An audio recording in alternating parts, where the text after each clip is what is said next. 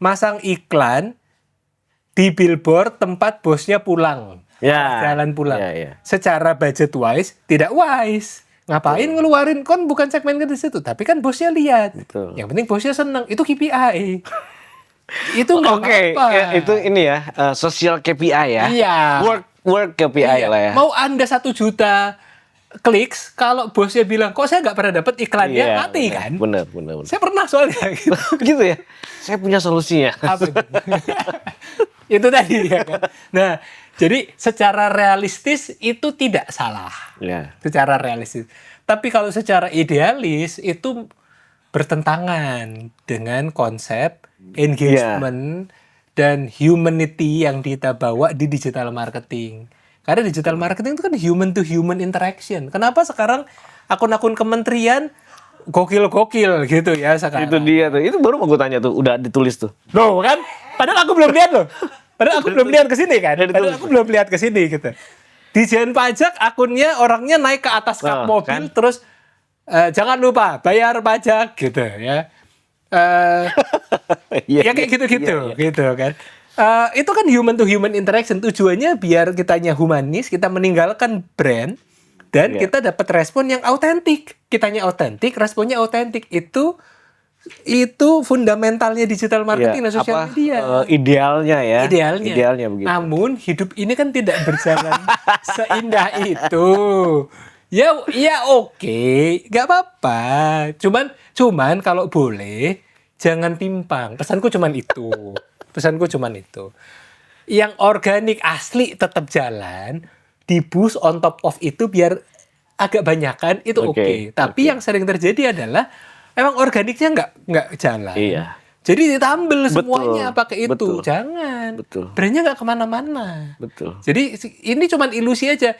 Banyak gak yang nonton? Banyak, tapi message-nya nggak deliver. Nggak kemana-mana. Akhirnya brandnya nggak grow gitu loh. Itu loh. Kan objektif kita kan ketemu ke publik, bukan ke akun-akun ini gitu. Tapi lu setuju nggak kalau BUMN itu bukan BUMN lah ya?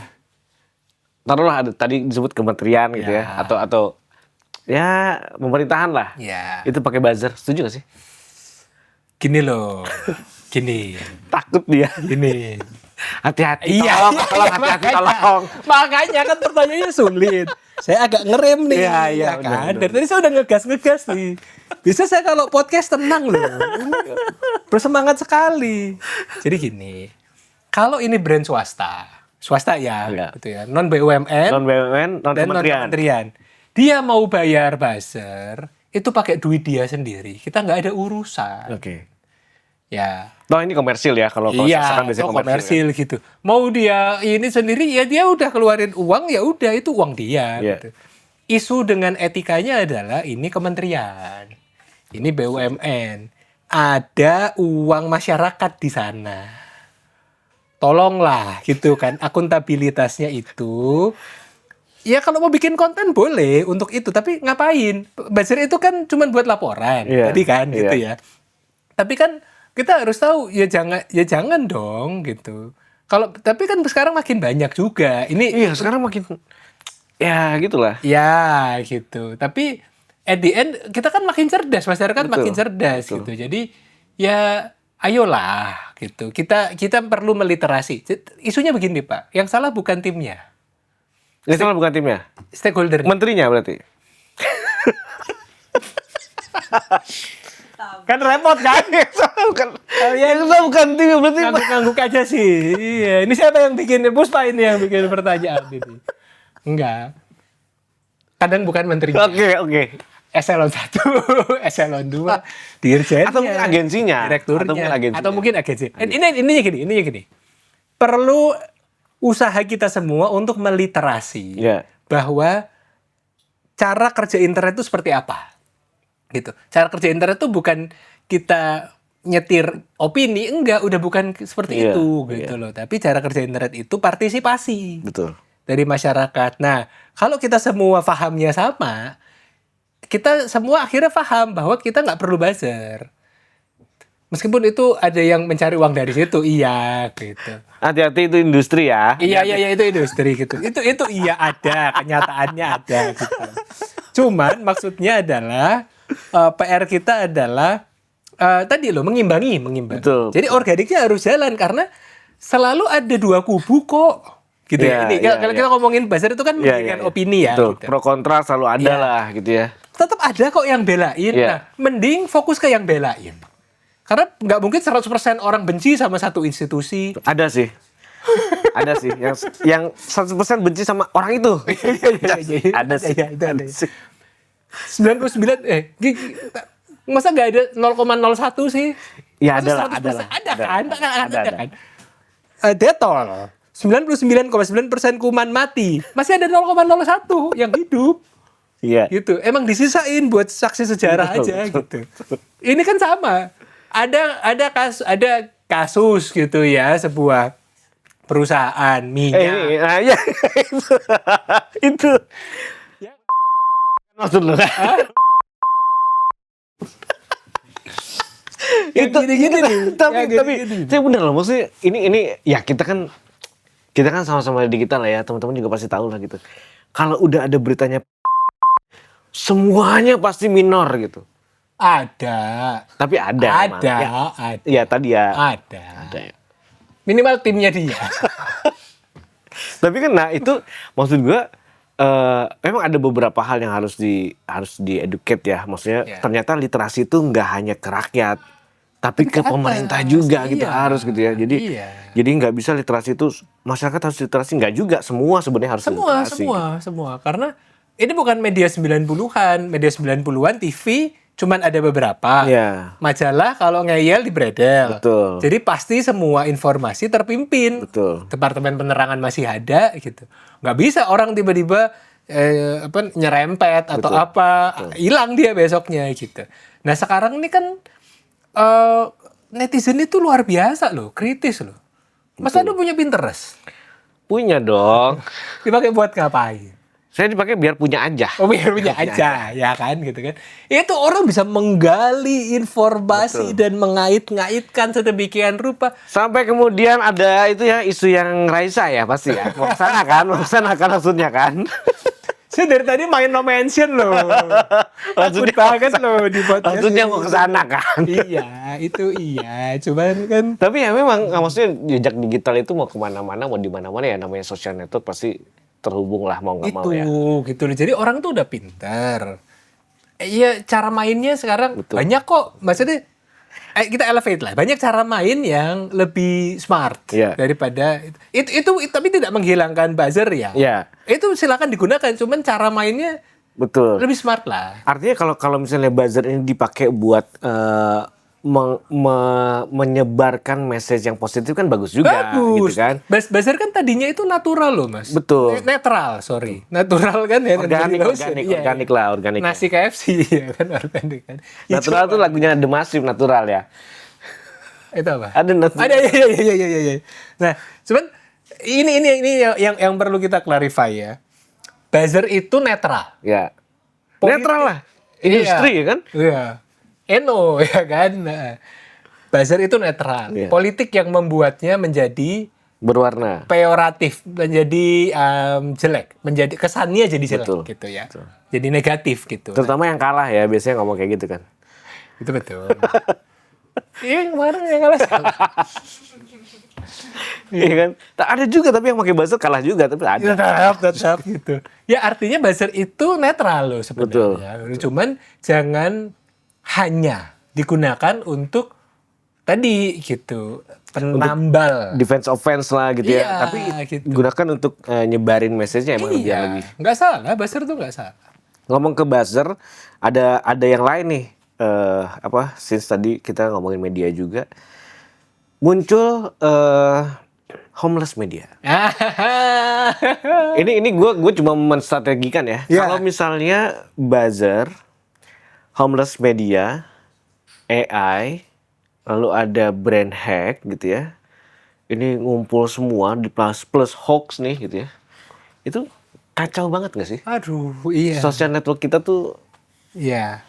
Jadi gini, sebenarnya ada aturan atau ada lembaga yang tersertifikasi. Itu kan tujuannya itu. Kenapa di Cina influencer harus disertifikasi? Betul. Somehow aku Iya 60-40, 70-30 lah. Nggak 50-50 amat, ya kan. Kalau 50-50 udah dipakai kan kita biasanya pakai call friend. Betul. Call friend atau phone Pak RT ya, phone Pak RT.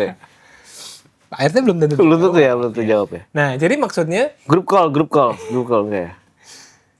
tiap pagi ya biasanya gitu. Nah, jadi poinnya adalah kenapa influencer harus disertifikasi misalnya gitu. Kenapa media itu harus terdaftar di Dewan Pers? Betul. Kenapa buzzer itu nggak boleh? Kenapa NIK itu somehow itu tuh kadang-kadang itu pro and cons kan gitu. Cuman sebenarnya harusnya emang kita itu bertanggung jawab pada satu akun, tapi kalaupun terdaftar ya terdaftar gitu loh. Maksudnya ini kan itu. Meskipun aku bukan pro pemerintah yang ingin pengen satu akun satu orang. Enggak gitu-gitu amat gitu. Cuman artinya ada regulasi itu penting. Ketika tadi ada hoax, homeless media yang tidak terdaftar di Dewan Pers. Jadi modal clickbait, aku bukan mau mendiskreditkan homeless media ya. Homeless media ada banyak gitu ya. Cuman maksudnya homeless media kan bisa punya keleluasaan yang tidak dimiliki oleh media yang terdaftar gitu. Terus tadi influencer, buzzer, hoax, udah ya tadi ya. Terus AI. Iya, kan ada di Amerika tuh ada kejadian gini. Ada orang bikin patung. Terus dia ngupload patungnya tuh. Di TikTok atau di Instagram ya, gue lupa. Dia upload patungnya, dia bikin prosesnya, dia videoin, dia upload, terus dikasih kontaknya personnya dia gitu ya. Seminggu kemudian itu video nggak rame, nggak ada yang nonton. Maksudnya yang nonton dia dan keluarganya mungkin ya gitu, sama orang-orang RT situ lah, RT 4, RT 5 gitu kan nonton lah. Gitu. Nah, sebulan kemudian ada satu videonya dia dengan patung yang sama, orangnya beda. Nomor kontaknya diganti nomornya dia. Laku. Semua orang pesannya ke dia. Sampai kemudian semua orang bilang patung ini emang dia yang punya. Gitu. Nah, ini kan rusak gitu akhirnya dengan AI ya. Gitu. Nah, menurut lo seberapa penting sih regulasi itu harus ada, dan kira-kira siapa sih yang harus ngeluarin regulasinya? Nah, masalahnya gini, Mas. Kalau kita ngomongin regulasi, isunya nanti bisa mengarah ke represi. Dan pembatasan. Gitu kan. Tapi sebenarnya regulasi itu harus beriringan dengan edukasi. Represi, regulasi, edukasi. Itu dia. Nasi.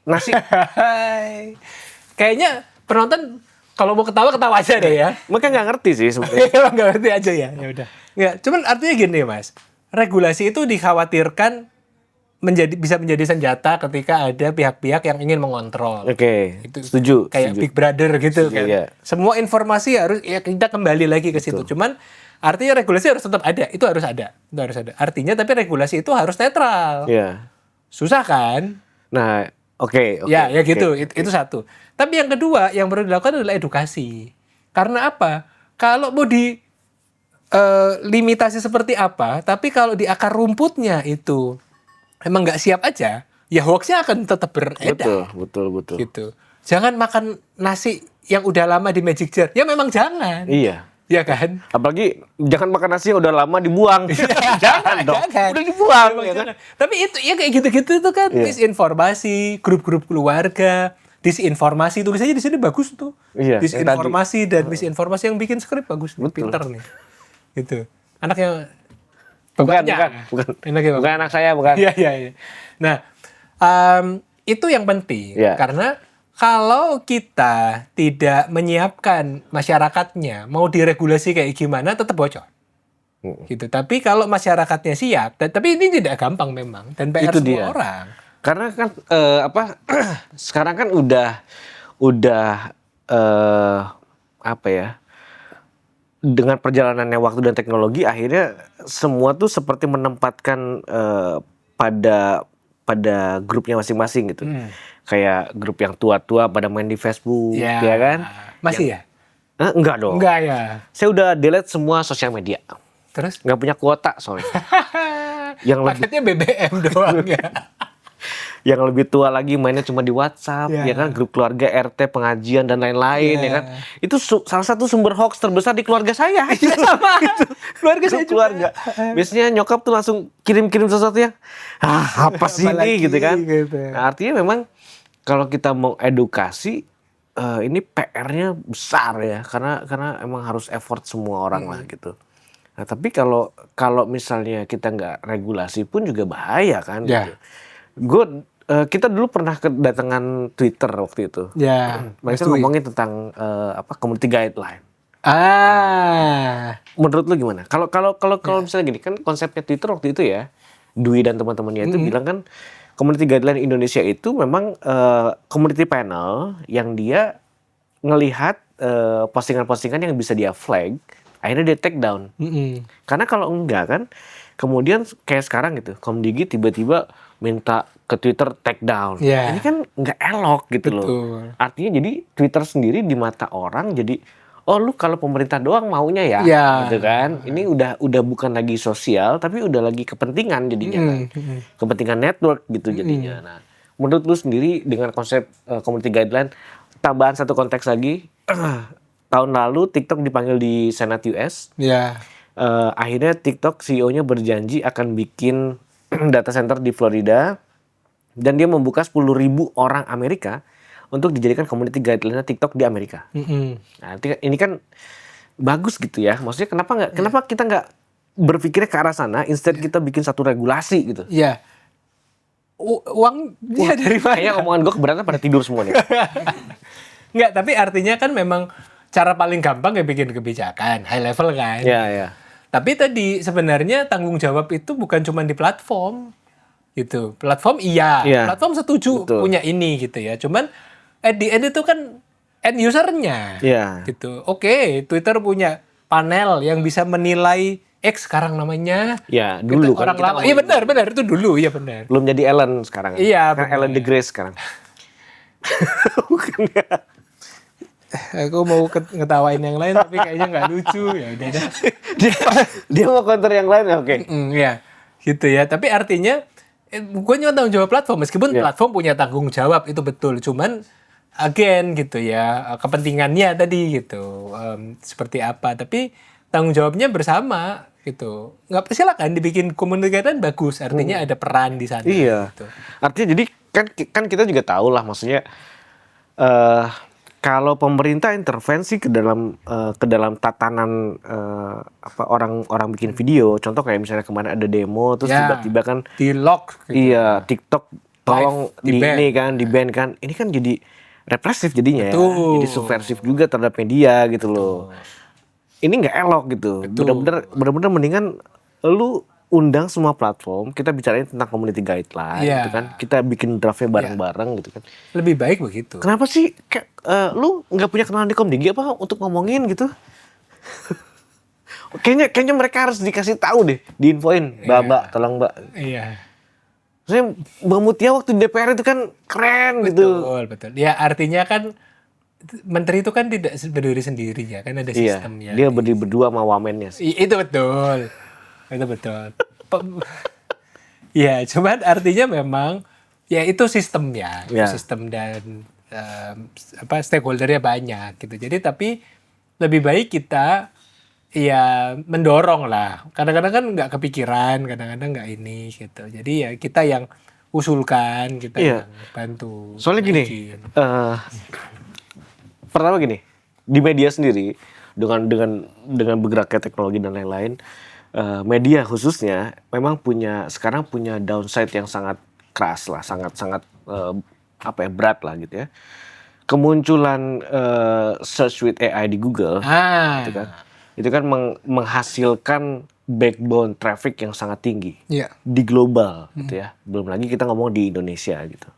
Artinya media-media ini sekarang mereka berlomba untuk bikin kontekstual website, berita-berita yang di dalamnya yang konteksnya masuk dengan pencarian user. Tapi then again, ketika kita bicara di sana, kita nggak bisa bicara what actual happen kan gitu. Kalau misalnya gue punya portal berita misalnya kan, gue nggak bisa ngomongin what actual happen karena orang nggak nyari gitu. Sementara orang nyari itu dapat traffic gue gitu kan. Nah ini lu sendiri memandang ini disruptif ini tuh atau ada nggak sih brand yang pernah ngomong sama lu gitu kan? Jadi gini. Teknologi perkembangannya tidak bisa dihindari. Ya. Yang bisa dilakukan media adalah adaptif, ya kan? Dengan situasi seperti itu, maka yang tadinya hanya bergantung kepada traffic Google organik harus mikir ulang, ya kan? Karena ngedrop semua tuh. Betul. Orang larinya sekarang ke AI overview. Betul. Ya kan? 40% lo global. Ke sana gitu. Itu pun Google di luar udah dimonetize loh, kan gila tuh. Iya. Nah, jadi dan yang paling untung tuh Google. Memang dia emang dia menguntungkan diri sendiri gitu. Ya artinya kemudian PR-nya adalah berarti harus mengimbangi gitu kan. Tapi kan Detikcom misalnya, ini kan kita cinta CT Corp, ekosistem ya. CT Corpora. Itu nggak ada kan? Tokopedia. Tokopedia ya. Ya maaf. Ya mungkin kita mau beli Tokopedia dengan TikToknya. Iya. Ya artinya Detik masih punya advantage berita baru setiap detik, paling update di website utamanya, tapi dia bisa utilize source lain yaitu sosial media. AI overview-nya untuk yang sekarang kayak Mas Adu kan pasti pencariannya apa itu puasa ayamul bid gitu. Oh kan? Enggak. Apa tata cara sholat? Kalau mau ketawa boleh. Iya loh, ketawa aja. Kayak kesana pingsan semua orang. Nah itu jadi dengan konteks itu ya akhirnya media harus mengikuti karena tapi memang PR kita itu jangan tergantung sama platform. Media kan harusnya independen. Harusnya. Betul. Jangan tergantung sama platform. Homeless media di IG. Kalau tiba-tiba IG-nya berubah algoritmanya mati dia. Kan. Betul. Gitu. Betul. Ya emang media harus independen, jangan tergantung platform. Pertanyaan out of konteks dikit. Lu orang yang kalau gua dulu ya. Ya. Gua orang yang nggak setuju ketika media itu masuk ke sosial media. Gua. Kenapa? Karena pertama gini, esensinya yang kita sebut sosial media itu di luar negeri kan disebutnya social network. Ya, hubungan person to person in a network gitu kan. Dia bukan dia akan pasti menjadi konsumsi publik. Nggak ada yang sifatnya privacy di sana gitu. Dari awal itu Mark Zuckerberg udah ngasih tahu itu gitu. Nah, ketika ini kan sifatnya hiburan ya. Social network ini hiburan gitu. Lalu ada mainstream media, taruhlah TV gitu. Lalu ada digital platform misalnya taruhlah portal gitu ya. Nah, ketika orang mau baca berita saat itu, dia either nonton TV berita atau dia baca berita di website. Ya. Ketika nih berita kemudian masuk ke sosial media untuk jack up popularity gitu ya. Akhirnya orang yang di sini dia kan biasanya entertain nih. Kemudian mulai ada berita nih. Beritanya entertaining nih. Berita atau hiburan ya. Nah, udah mulai kesana tuh. Udah mulai ambigu. Dan akhirnya semua pemberitaan dianggap entertain. Semua entertain dianggap pemberitaan. Nah, ini kan jadi kacau gitu. Itu alasan kenapa gue bukan orang yang setuju kalau media itu sebenarnya ada di sosial media kalau gue ya. Lu sebagai suami seorang dokter. Gak ada urusan. Ngapain? Suami Dokter Vika gimana? Sebut-sebut mulu. Gue masih inget waktu lu ulang tahun Vika nelfon gue. Mas nanti ini balonnya gini ya. Gue masih inget itu. Iya, di sebelah sana sudah ada Mbak Vika. Betul. Ya. Jadi sebenarnya gini, Om Manu. Kalau aku pahamnya itu konvergensi. Oke. Pahamnya konvergensi. Bahwa satu media tidak hanya di satu media. Ya kan? Oke. Konvergensi kan gitu. Waktu aku dulu di radio, justru aku mengawali radio ini harus bisa di streaming, harus bisa di videoin, ada CCTV waktu itu belum zaman live cam ya. Betul.